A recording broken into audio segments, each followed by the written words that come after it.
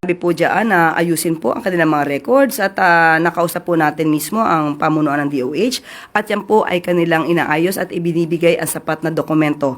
At patungkol po di umano sa mga hindi agad nababayaran na mga claims sa PhilHealth. Ayon po sa DOH, meron po kasing date na dapat na maibigay ang claims ng mga ospital. May period within 60 days. At karamihan po sa ibang mga ospital ay hindi po agad nakakapagbigay ng kanilang mga dokumento para sa kanilang claims. At dahil dito po ay ipinag-utos din po ng Pangulo na i-extend po ang maaaring period para makapag-claim ang ibang ospital. Na-extend po ito up to 120 days. Ito po yung tinatawag na claims flexibility. At dahil dito po ay natutugunan po ng DOH, ng PhilHealth, ang kanilang obligasyon. Basta po ang nais lang din po natin, ang mga ospital po ay makapagbigay ng kanilang mga dokumento sa tamang oras at panahon.